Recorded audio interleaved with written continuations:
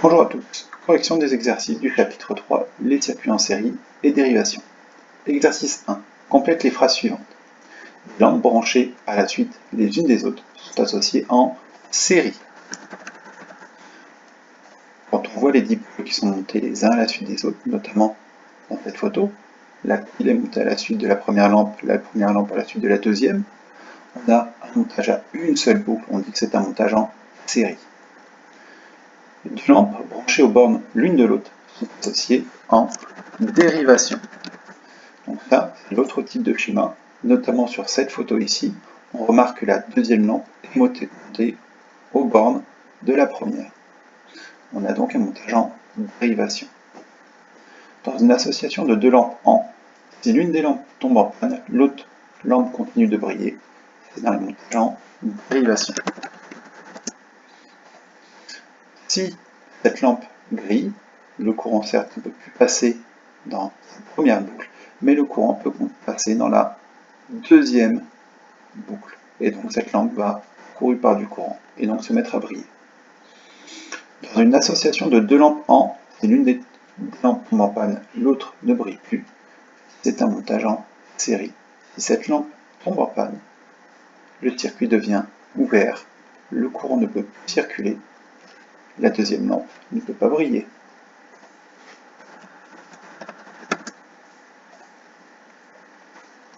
Ensuite, on choisit le mot qui convient. Dans un circuit en série, les dipôles sont associés en formant une ou plusieurs boucles. La réponse est on forme une seule boucle. Dans un circuit avec des dérivations, les dipôles sont associés en formant une ou plusieurs boucles. On a une première boucle ici et on a une deuxième boucle ici. Donc la réponse est plusieurs. Dans un circuit en série comprenant une lampe, quand on ajoute d'autres dipôles en série, la lampe brille moins qu'auparavant. Donc ça, je vais vous mettre une vidéo qui va l'expliquer. Quand on ajoute des récepteurs en dérivation avec des lampes, celles-ci brillent plus, autrement moins.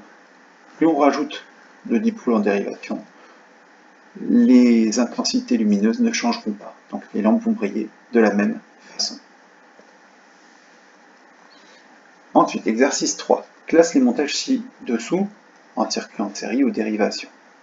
Donc, ce montage-là, le circuit numéro 1, les dipôles sont montés les uns à la suite des autres. C'est donc un montage en série.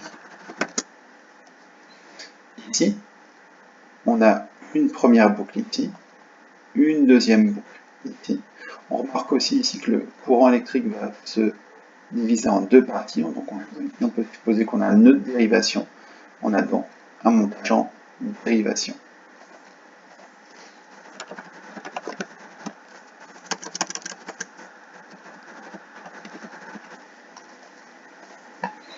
Ensuite, ce circuit-là, là on voit tout de suite la première boucle et la deuxième boucle.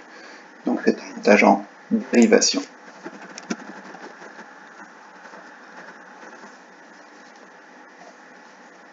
Le circuit 4, on voit que les dipôles sont montés les uns à la suite des autres. C'est du série. Exercice 4. Dans les schémas de montage suivants, les lampes sont-elles associées en série ou dérivation? Attention, le terme qu'on vous demande, c'est on vous demande si les lampes sont associées en série ou dérivation, pas que si c'est un montage en série ou dérivation. Donc ici, dans le montage numéro A, on voit bien que les lampes sont montées en dérivation. Elles ne sont pas l'une à la suite de l'autre par rapport à la pile. Le courant va se diviser en deux parties. Et ici, dans le montage numéro B, on remarque que les deux lampes sont bien montées en série, l'une à la suite de l'autre. Ensuite, dans le montage C, le courant ici va se diviser en deux parties. Une partie qui va aller dans cette lampe et l'autre partie qui va aller dans la seconde lampe. Donc c'est un montage en dérivation. Les lampes sont montées en dérivation. Ensuite, le montage numéro E, ici, on remarque que les lampes sont montées les unes à la suite des autres. Donc c'est un montage en série. Le D. attention, il y a un piège. Ici, ils ont mis un fil. La question est bien, est-ce que les lampes sont montées en série ou en dérivation? Donc ça veut dire, est-ce que les lampes sont montées l'une à la suite de l'autre, ou est-ce qu'elles sont branchées l'une aux bornes de l'autre?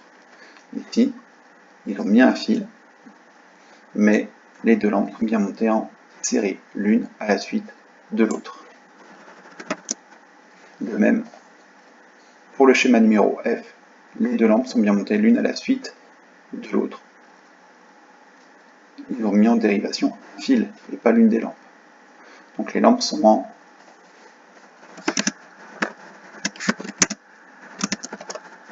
série.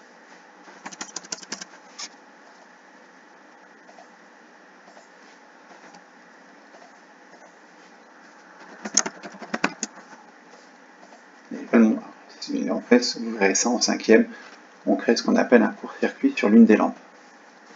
La correction de ces premiers exercices. Si vous avez des questions, vous m'envoyez un mail, je vous répondrai. Au revoir.